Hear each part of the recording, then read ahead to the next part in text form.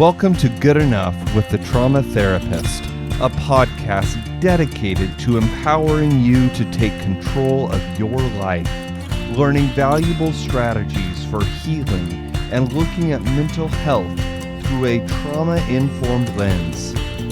Get ready to feel empowered and confident in managing your symptoms. And now, here is your host, licensed clinical social worker, EMDR therapist, and certified clinical trauma professional, Jamie Vollmoeller. Welcome to Good Enough. I am your host, Jamie Vollmoeller, and today we have the lovely Anat Peri. Anat is an inner child healing expert and creator of the TCS Method, certifying coaches to achieve deep client transformation. With over 19 years of experience, she blends traditional healing arts, modern psychology, somatic, and inner child reparenting practices to address the root cause of life's challenges.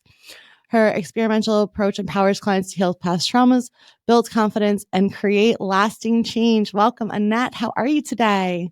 I'm good. Happy Monday, Jamie. How are you? Happy Monday. I am good. I'm really excited. I love inner child work. So why don't we just get started with what brought you to the field? What made this your passion? Because I always find that that's usually what helps me relate the most to people. Yeah, so been in the industry 19 years and I'm 45, so in my mid-20s discovered this world. But honestly, from when I was in high school, my friends always came to me as the wise one. God knows what the advice was then, but whatever it is, it created that level of peace of mind for them. And then I wanted to major in psychology. I didn't want the 8 years of schooling. So I went the route of business and finance instead. And then the world of self-development found me anyway at 25. And really what led me into it at that particular point was my relationship with my mother, the dynamic with her. And we did a program together. And I remember going into it saying, great, you'll see, I'm right, you're wrong. And really what it did for me is I fell in love. I fell in love with watching people uh, become aware and transform and see new possibilities for myself, for themselves, and obviously for myself too. And it took me like the next 8 years to hit my rock bottom. So I say that meaning here I was 8 years of doing self-development work and I had a lot of awareness, but I really wasn't, if you looked at my life, it didn't look any better. If anything, it looked worse. I just had more awareness. Yeah.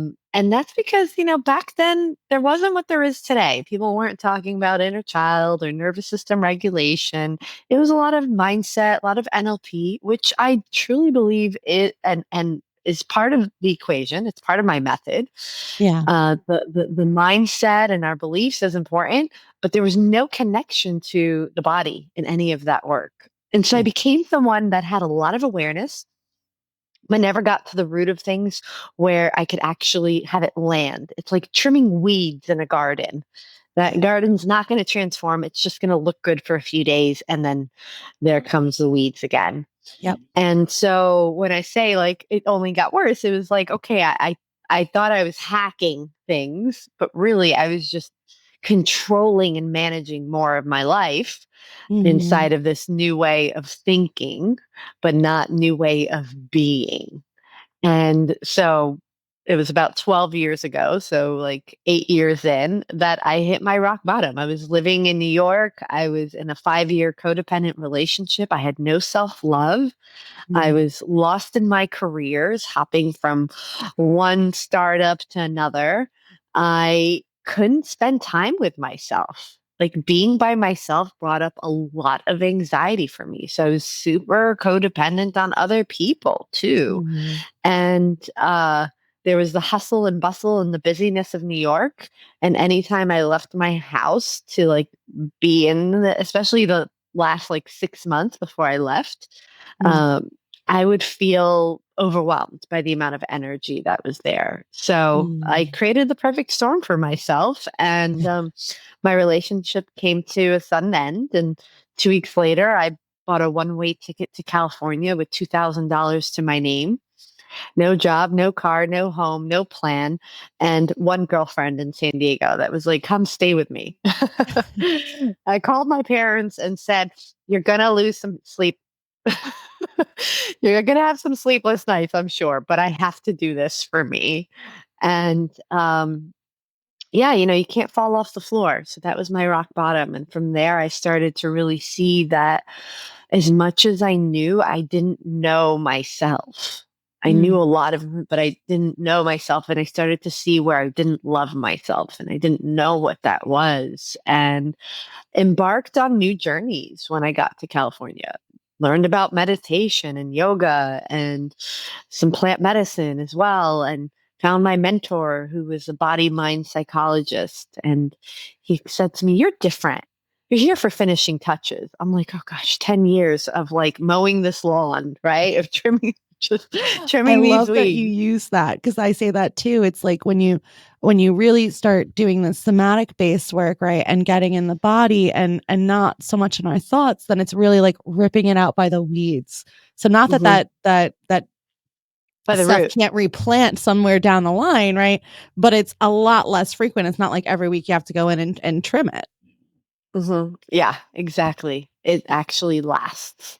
Yeah. So that was the beginning of my journey about 10 years ago, working with him. And it was the first time that I experienced that transformation's not a walk in the park on a beautiful sunny day. It's not just like, oh, you have this belief, just change it to this belief. Boom. It's a walk through a burning forest and there's dragons to slay, meaning you're going to have to feel shit that you never wanted to feel. But the only way to feel better is to get better at feeling. And Yeah. so moved through all of that. And on the other side of it, the level of freedom and inner peace that I felt, I wanted that for other people. Because I was 30, 34 at the time. And I was like, I've been struggling with this my whole life. Yeah. I didn't even know things could feel so peaceful and calm in my system. Yeah. And so I started my business, started coaching, and a year into it, I had clients that would say to me, "This is incredible. I want to learn to do what you do." And I'm like, I don't know how to teach this. What am I doing exactly? I'm still just figuring this out. And then, a few years later, hearing it more and more, I finally paid attention to what is the method? What are the steps? What do I see that's repeating here?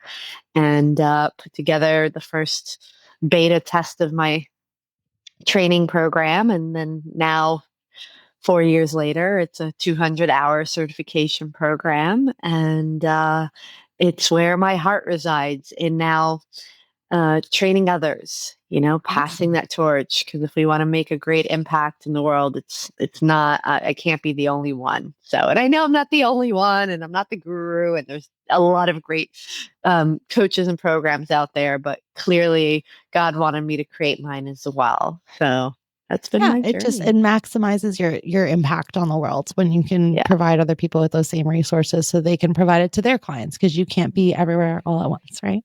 Yeah, yeah. And I will say, because I don't want to leave like an open loop here, like I'm happily married, been with my husband for 7 years.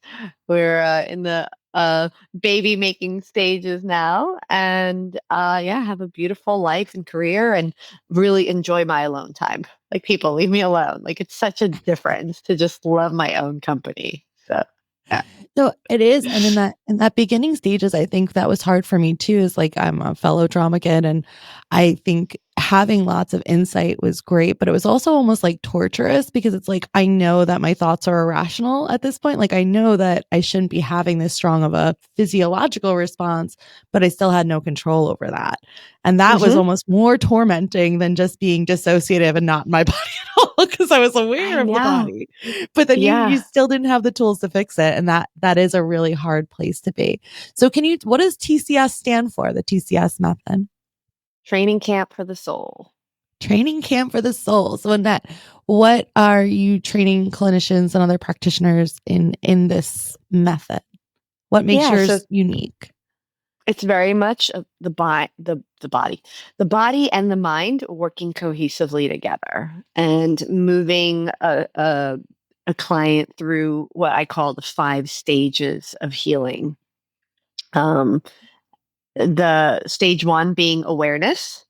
And there's a lot to even discover in awareness. A client comes in and they're aware that they're struggling maybe in their relationship, but they don't know the depth of the safety strategies that they're using to cope with that, the protectors that they have. So a lot of exploration is done there first, leading into stage 2, which is acceptance. And acceptance is where there's nothing to change, nothing to fix, and really learning to have that capacity to be with what is, to be with the feelings that are arising for us, and learn how to ride the waves of our emotions.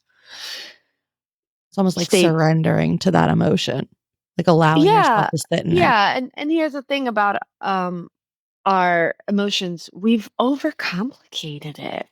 We've forgotten how to feel the way a child expresses their feelings. How old are your kids? So mine are 6, 3, and then 3 months. But yeah, okay. The 6-year-old and the 3-year-old's got big emotions. They got very big emotions, right? And we call it big, maybe like as if it's like a judgment or something, but really, they just feel them deeply. They feel them fully. Yeah. So imagine if your 3-year-old just came over to you and tapped you on the shoulder and said, "Mom, I'm really sad and a little frustrated, and I'd like to understand why. Can we sit here and have a conversation about that?" It'd be weird, wouldn't it? It would if I wasn't a therapist and my kids don't, and they're not that articulate, but they do. They'll be like, "I'm upset, I need a hug," or "I don't know why I'm so angry, but I'm angry." My kids are pretty good at emotional words, but I've been teaching them since they're 18 months. Right. But really, the truth is that Harvard did a study that you can move through an emotion in 90 seconds. 90 seconds. And when you give your child, like when they have quote unquote a big emotion, if you create that safety and permission for them to express it, you say, "It's okay. Yeah, you're feeling this way. There doesn't need to be a reason or a why. You're just feeling it. Let's feel it together. Yeah. I'm here for you." And you set a timer, you'll notice, most likely within 90 seconds, they're done. Unless as long as you're regulated. That's the biggest thing I've learned in parenting, right? Is when I had kids, because I've always had anxiety, and your kids will bring up stuff in you when you have kids. It'll bring all the stuff up from your own childhood, if you had a traumatic childhood. But what I noticed in having kids is if I stay regulated and I co-regulate, they calm very quickly. Like if they're having these really big emotions and are screaming and yelling and upset, and they just sit in my lap. And sometimes it depends on where they are. Sometimes I don't even say the words breathe because my kid will be like, "I'm not going to breathe, Mom. I'm not going to breathe." But if I just sit there and I breathe, right? If I breathe in really deep and I breathe out really slow, they will eventually pick up on that. And sometimes just me being silent and like focusing on regulating me is what regulates them best. But yeah, if we co-regulate, that's the best way to get them. It creates the safety for them to feel whatever they're feeling. And on the other side of that, they're back having fun, playing again, enjoying life. And so here we are, though, as adults. Why do you think we struggle so much as adults with it? I mean, for me, I think it's because we aren't taught to feel our emotions, and any emotion that is what we classify as unpleasant or not good. Although I think that all emotions have a purpose, and that's also a lesson that we're taught incorrectly, right? But we categorize emotions as good as or bad, and then the ones that aren't so pleasant for us to feel, we tend to push away. And even as a mom, like I'll have to remind myself not to say things like, "Oh, don't cry," because you don't want them to cry, right? So then we, as parents, will say things like, "Oh, don't cry," or "Don't be sad." And it's like, I'm really like trying to be mindful now of being like, it's okay to cry. It's okay that you're sad. Like, sometimes things are sad, and just like allowing them to feel it, because a lot of what we communicate to kids is that it's not good to feel those emotions or show them to people. Yeah. Right? Yeah. We start to desensitize them. And then here we are as adults intellectualizing our feelings, verbally needing to talk and talk and talk about our feelings, stuffing our feelings, running from our feelings, judging our feelings, doing anything but actually feeling the feeling. And then we wonder why that feeling sticks around for more than 90 seconds. Like Harvard, what are you talking about, Harvard University? And it's like, no. It is accurate. We have just forgotten how to express the feeling. And so this is a lot of like what happens in stage 2 is learning to work with the nervous system, because the nervous system's always working for us. It's always listening for safety or threat. And when it senses threat, it puts us into that protective bubble, fight, flight, freeze, or please. And when it senses safety, it works with us to metabolize it. And so getting back to being curious about our feelings and speaking the language of the nervous system, which is sensations. So when you can identify the sensations in the body of where this quote unquote uncomfortable emotion is, then you're bringing curiosity and you're already signaling to the nervous system, hey, this is safe. Come look behind door number 1 with me. And then the remembrance of expressing our feelings the way a child does. It's like, imagine that you are on stage and giving yourself permission for 90 seconds to act out that feeling. 90 seconds is actually a really long time. Like, it's a long time to fully express something for those of us that are not used to it. Like, we probably give maximum 10 seconds normally. But the gift of it, when you give that much, is like you're giving data to your nervous system to learn this energy. So you said something before where people feel certain emotions are uncomfortable for them. But what's interesting is different people find different emotions uncomfortable. So what is an actual uncomfortable emotion? Is it love? Is it sadness? Is it joy? Is it disgust? Yeah. It's not always the quote unquote negative ones. No, that's true. Because continuing it. I don't know, please.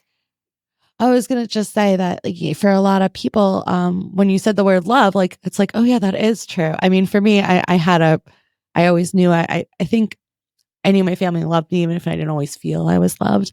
But I do have clients that because of their struggles with affection or people like verbally telling them positive things about themselves, that feels even more uncomfortable for them than like sadness, because that's their like, they've been sad all their life. They can sit with that emotion, no problem. But other people showering them with praise or something makes them like want to vomit because they want to like run and hide. They don't want to be seen, which exactly. It all goes back to, it depends on what you grew up with, what was programmed in there that your nervous system knows how to recognize and be with. Yeah. And so this is the opportunity to take 90 seconds and program in that data. 90 seconds, program in that experience to your nervous system so that you go from this being uncomfortable to it being something that doesn't even stop you in your tracks. It's not that like we never feel these things again. It's that we feel it so well that it processes so fast. Our nervous system metabolizes it so fast, and we can stay present with whatever we are doing in that moment. And so it's about building the capacity. I hear so many people say, well, I don't want to feel that again. I don't want to feel that way. And being human is the full spectrum of our emotions. Yeah. So when we can build that capacity, we can be prepared for life and what life will continue to hand you, which is challenges and opportunities for growth. It's not just about let me heal from the past. It's let me be prepared. You and I are both old enough and have enough life experience to know the challenges and opportunities keep coming. And when they come, can you handle that? Can your nervous system handle that experience? So this is what it's about, building that capacity. I love that. And I think that if we're giving each emotion the time and the energy to hear it, right? If we're going to go into like inner child stuff too, right? For me, that's like for me, I know my emotions are very closely tied to distinctive, what I would call parts. I don't know what you would identify them as, Annette, but I have like younger versions of myself that tend to be more correlated with certain emotions or more triggered when certain feelings come up based on my own life experiences, right? And I know for myself with those parts of self, if they're triggered and I ignore them, it's not like they go away. That part of self Yeah. is just going to keep popping up, popping up, popping up because it has important information to hear.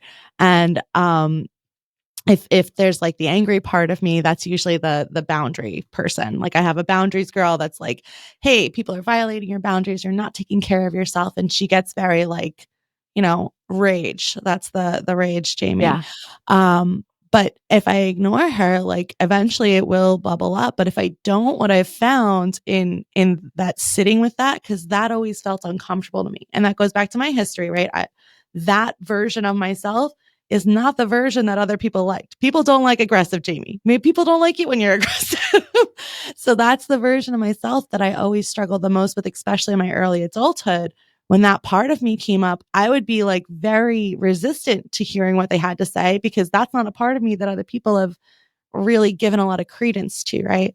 And when I started to validate that part of myself that was long pushed aside, she had a lot of valid points, like she's like, hey, this isn't sustainable. Like, we got to stand up for ourselves and we got to set appropriate boundaries, or this is what's going to happen. And I know that you feel bad and you want to make these people happy, but here are all the other things. And if you just give it that little bit of time and space, then we don't keep repeating the same patterns, but shoving it down, but I see your face. That's what I'm saying. We keep repeating the same patterns. What we resist then persists, and it lasts so much longer than 90 seconds. Yeah. So it's like, for those listening, if you want to know what it's like to give yourself those 90 seconds, like, okay, how do I feel it? You want to act it out.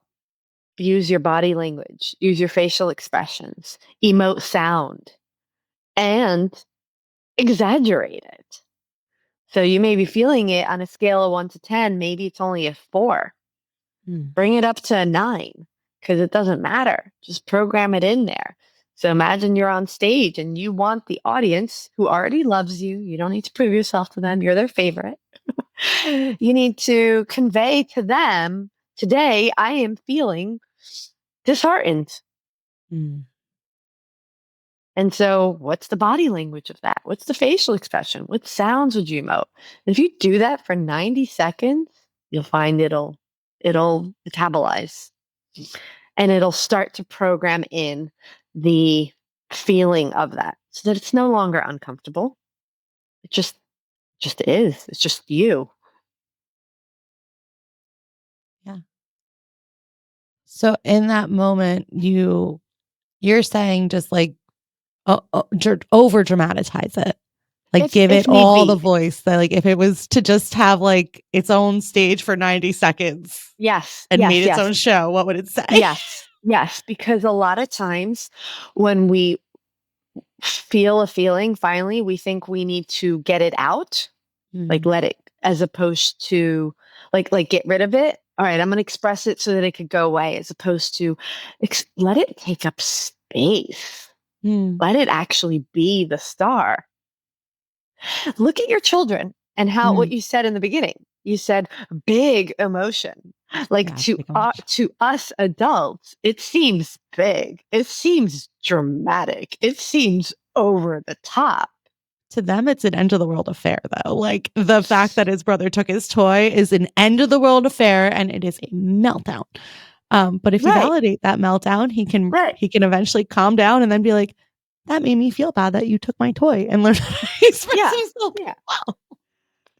But that's what I'm saying, like giving yourself that range, that ability to, and it's not like you have to over exaggerate it, but you definitely don't want to. I think what I've noticed with clients is a lot of times they'll say, okay, act it out. And it's just they'll diminish it more. It'll maybe like a body language, but they won't emote any sound. And I'm like, how much data do you want to program in? So you want your nervous system to really get this. Yeah. Prepare your nervous system for the max 10 version of this. Because Gosh. then no matter what, it knows this energy. Yeah. So yeah. Is there a way to do it without because I feel like I know for maybe not me now, I could do it, but I feel like earlier in my healing journey, I probably wouldn't be able to do that necessarily. And some of my clients I feel like would feel very silly, like the Mhm. need to be like, and I think especially with that too much or not enough belief system, right? It could feel like really, really vulnerable. Mhm. Allowing yourself to be that over dramatic, especially I think as a female. I don't know about you, but I was always told that I was over dramatic as a kid. So it's something that even that Yeah. is something that as females we've been told to push down. Yeah. Well, you hit on a couple of things. One is that we have these protectors, these bodyguards, as I like to call them, that when we don't know how to feel safe, how to cultivate safety in our system, Mm. we won't go there. We will use our protectors, our Mm. bodyguards instead. And so there's a great book, because I like to give credit where credit is deserved, by Dr. Stephen Kessler, The Five Personality Patterns. Have you heard of it? Mhm. Yeah. I think I was in a training with you where you were talking about the Oh, five okay. personality patterns. Okay, Yeah. cool. Okay, cool. Yeah, yeah. Yeah. I was guest teaching for one of your mentors. Yes. Yes, Julie. But for listeners, it's like, where do these protectors come from?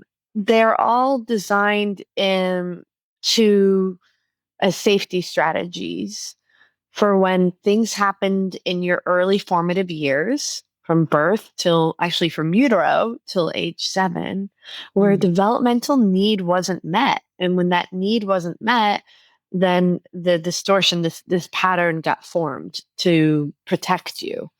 And so there's the leading pattern, the merging pattern, the enduring pattern, the aggressive, the rigid.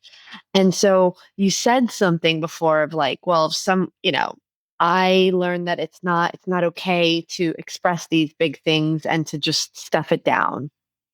Right? Maybe you Uh, didn't say stuff it down, That's but like that's hold the it in. that just reminds me of the rigid. That was that. It's actually more enduring.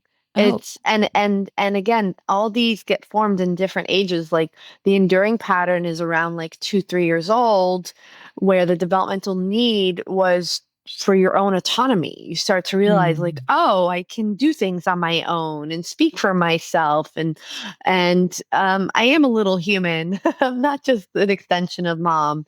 And if you do anything that isn't quite right according to mom and dad standards, you may be shamed. You may feel a lot of like shame or judgment. And yes, it could form the rigid pattern, but also the like, oh, I should just crawl in a hole. Mm. and and I can't express my own self.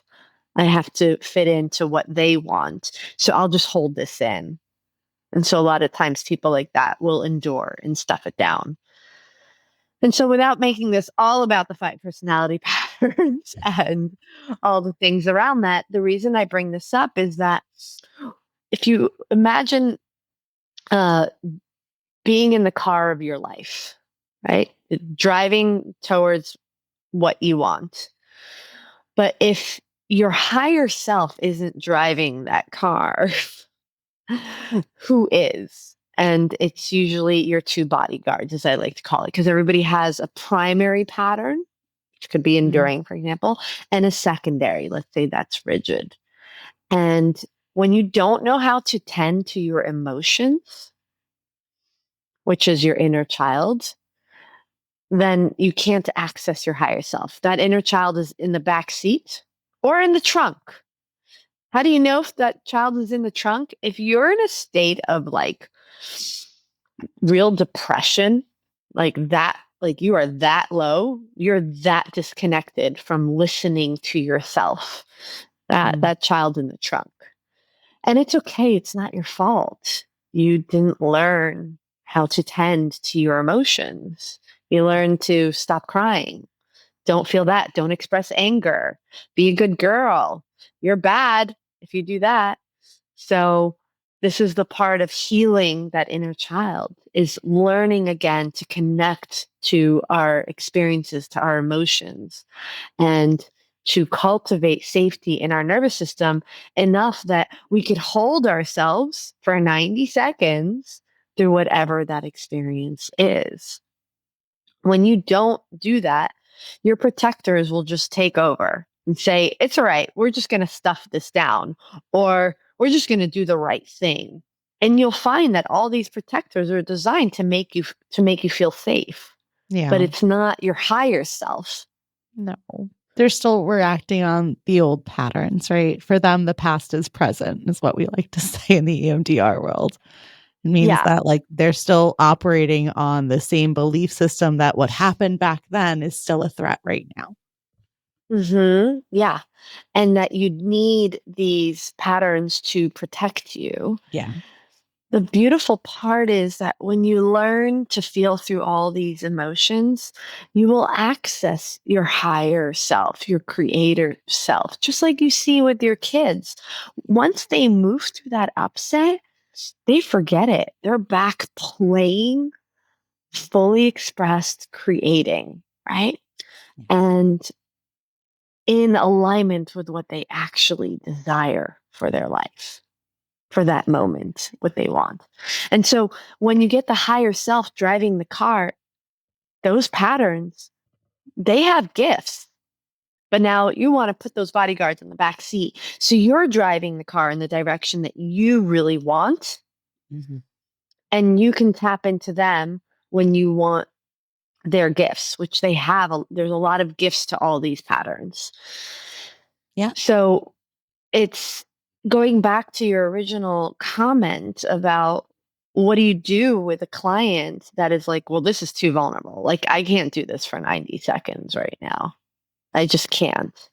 There is to build more capacity in feeling safe, right? Working with regulating their nervous system just to start to feel safe and to identify their primary and secondary pattern and to know how to diffuse those patterns. Because then you if you're always reliant on them, like as a therapist or as a coach, whoever's listening, if you don't know what their patterns are, they can work with you for months and years, and always their patterns are the ones that are showing up with you. Yeah. Well, that's true. Especially I find that people with severe trauma, like I've had people, because I'm known for doing trauma work, right? I've had people come in my office and meet with me for 6 months and work on like surface level stuff, right? They'll deny everything on intake, be like, no, I'm just here for like, generalized anxiety. That's it. And then like 6 months in, be like, all right, well, we touched on all those goals. All these, current things are fine. I think you're ready to go. And then they'll be like, actually, I have some more deep stuff that I need to work through. But I think that a lot of people, especially the chameleons of the world, are very good at hiding and masking all of that other stuff. And as a lot of trauma kids have a hard time trusting, right? They don't want to expose the most vulnerable parts of themselves until they feel that sense of safety from whoever they're working with. So you can't rush it. That's why I say, like, in stage 1 of awareness, it's also about regulating the nervous system, about becoming aware of, oh, this is my bodyguard just took over. This isn't actually me.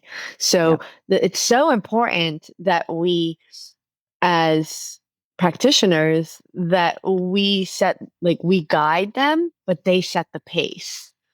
So you can't be rushed. Can't rush into go ahead and express it for 90 seconds, especially if there's big trauma there. And just planting that seed, you'd be amazed. Maybe they won't do it in a session with you, but they may go home and be like, oh, right, 90 seconds. That's all I need. Okay, let me do this on my own, in my own private little room here. Yeah, no, I think that's good tip. Good tip, love. After we do that 90 seconds, right, in this the course, like what comes after? What comes after feeling our emotions, Annette? Then what do we do with them? Yeah. And so I love that you brought that up because you want to think of it as like being in the ocean of your emotions and Yeah. these feelings coming up as waves. And there may be a few waves before you get to shore. So you may feel through the sadness, but underneath that, there's anger. And underneath that, there's disappointment. And then suddenly you feel at peace. And so being okay with riding the waves until you come to what I call the land of possibility. I love that. And seeing what is possible then, and allowing yourself to feel that newness of wow, things are calm. Or I'm on shore right now. Like what is available now? And sitting with that for 90 seconds, letting that land in. So this is all like getting through the somatic body and regulating that. Then we move into stage 3, which is getting to the root of it, of where on a subconscious level did you even learn this? Did you learn that it's not okay to express anger? Or that no one is there for you, or whatever the belief is that we would uncover in stage 1. So we handled the somatic body. Now let's reprogram the subconscious mind. And our beliefs are very much rooted and learned in childhood as well. Everything that you that you behave in or that you believe was something that you learned. It isn't who you are. And predominantly, we learned it from mom and dad. Yes, society as well. Yes, siblings. But predominantly, you look at mom and dad as your role models for the self. Mom is the extension of self and the role model for everything self related. You don't see yourself as separate. You see mom as an extension of you. So you look at her for what's possible for yourself, with yourself. But you either copy or you rebel and do the opposite. So really uncovering what did you learn or who did you learn this from? Is this mom's energy or dad's energy? And dad is everything that is not the self. It's others, the world, your relationship to others. And I've seen this accurate with hundreds of clients. But again, it's not always linear or simple to see because sometimes they don't copy, they rebel. They do the opposite. And sometimes it's not just mom, it's mom and dad. They both modeled this type of learning. But my exploration always starts with mom because that's our foundation of self. So really looking at, even if someone says, "Oh, I learned this. This is my dad." Okay, well, what did mom model when it comes to this? Yeah. So a lot of exploring what they learned and when they learned it, and giving ourselves permission to rewrite that script. What did we need in that time that if we got? And giving that to ourselves when it's a mother learning, and when it's a father learning, it's more of taking that action out in the world because father is everything outside of ourselves. And so starting to stage 3, getting to the root of it. And then stage 4 is the reparenting and rewiring. So this is where we reparent ourselves, we shift the beliefs and we take action in alignment with it, which is where stage 5 comes in, which is the integration. And integration on average is an 18-month journey, especially for big parts of your identity. You're not just going to go from being a people pleaser your whole life to being perfect at asserting your boundaries and saying no. You're crossing a bridge here. So on average, it takes about 18 months to fully integrate it. Think about like an actor that's learning a new role for a movie. They don't learn it in one day. So giving ourselves grace and permission for that. Yeah. And I think it for me at least, and for my clients, it seems to be changes and what is needed and the tweaks need to change at different points in our life, depending on what's coming up for us and what that's triggering from our past or our childhood or presently, right? Because as we move through life, we have different challenges that are going to bring up different things in different ways. And I want to remind our listeners of that too, just because, you work through something and it comes up again doesn't mean that you failed. It just means that this is a new take on that same old story, if that makes sense. It's like a new way your brain is processing it. We have to learn how to adapt it to this situation as well. Because I think as different life events come up, things hit differently, if that makes sense. Like if you lose someone, that'll bring it back to a different emotion about like the same stuff that happened in our past. You know where I'm going with that? Totally. Absolutely. I very, very much agree, love. And that inner parenting part is really my favorite part, but you can't do it until you know what was taught to you and then what you really needed to hear, and then learning how to speak to yourself that way, I think is really, really huge, because of what we say to ourselves on a daily basis really does have an effect on our nervous system regulation as a whole. Like if you're constantly yelling at yourself, you're not going to be in a regulated body. And I find that a lot of us that have experienced trauma, and especially if we've done like that CBT work, a lot of my clients that have like real like somatic body trauma stored in their body, that is almost worse for them, because then they're just beating on themselves more and more and more, because they're like, well, I'm trying all these things and they're not working. I'm trying all these things and they're not working. They're trying so hard with their mind. Yeah. And I get it. That was me for the first 8 years. It's exhausting. It is. It's like I was better off before not knowing all these things, not even trying. Then you just feel like a hamster on a wheel, replaying it all in your head. Yeah, which is why it needs to be a bottom up approach. It needs to start with safety. It needs to go into the somatic body and clearing out the energy and the emotions, and then we can make room for the new. We could get to the root of that. Yeah, get to the root of that. I mean, I love to give those different like our inner childs with that or those protectors, give them different roles that help them to be more useful in the present, right? So if their role was protector in that, like, let's say my teenage self and boundaries, right? The way that she used to set boundaries was probably not the best. So we tried to tweak her role a little bit to like just alert me to a possible boundary concern before she wants to punch somebody in the face, like let's try to get there before you're at a 10, girl. exactly. And it is very helpful, because then the other parts of you or other protectors can come up and help, because they all play different roles. And like you said, that integration of getting them all to work together is all very nice too. But I know you have 2 awesome trainings that, and I think we touched on both of them, one for nervous system regulation, right? And the other one on those 5 different categorizations.